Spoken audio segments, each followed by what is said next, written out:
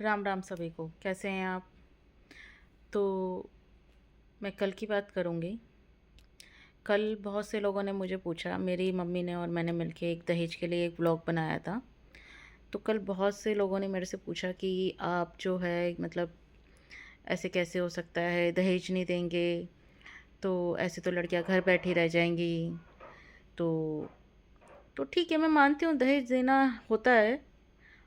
आप अपनी बेटी की सहूलियत के लिए दहेज दे रहे हो, ठीक है, ना कि आप किसी की डिमांड पूरी करने के लिए। आपने ये नहीं कि सामने वाले के हाथ पैर नहीं है, वो कुछ कर नहीं सकता।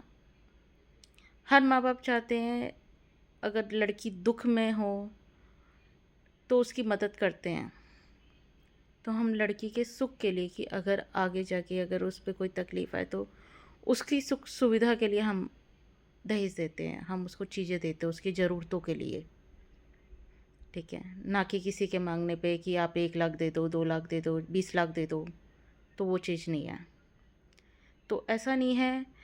देखो, मेरे घर में भी मेरी 2 बहनें हैं। एक मेरे से बड़ी है, एक मेरे से छोटी है, उन दोनों की शादी हुई है। तो हम लोगों ने मतलब उनकी जो भी शादी हुई है, तो कोई उनकी डिमांड पूरी नहीं की गई है लड़के वालों की, और ना ही उन्होंने कोई डिमांड की है। उन्होंने कोई डिमांड भी नहीं की। इवन ये तक नहीं कहा कि आप जो दोगे अपनी बेटी को दोगे, ये तक भी नहीं कहा।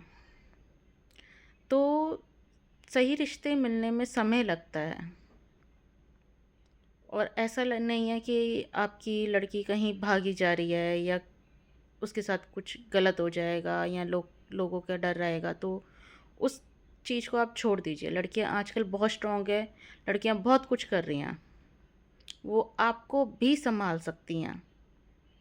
ऐसी कई लड़कियां हैं जो कि अपने घर को भी चला रही हैं, अपने घर को संभाल रही हैं, अपने भाई बहनों की पढ़ाई का खर्चा उठा रही हैं,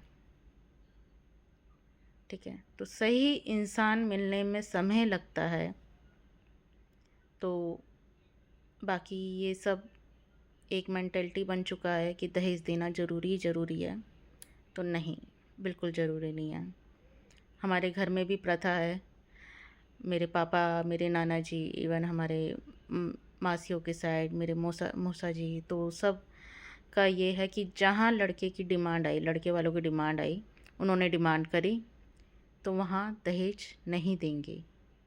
वहाँ उनकी डिमांड को पूरा नहीं किया जाएगा, चाहे लड़का कितने भी अच्छे घर का हो, कितने भी अच्छे घर का क्यों ना हो।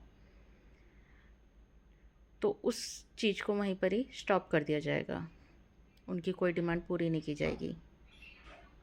तो इसलिए जागिए, अपनी बेटियों को भी आगे बढ़ाइए। वो बहुत कुछ कर सकती हैं, ठीक है, वो आपको भी संभाल सकती हैं। तो मैं बस इतना ही कहूँगी आपसे कि इस सोच को आप पीछे छोड़ के अब आप आगे बढ़िए और अपनी बेटियों को भी आगे बढ़ाइए। तो राम राम आप सभी को। हर हर महादेव। आप सब खुशी से रहिए। धन्यवाद।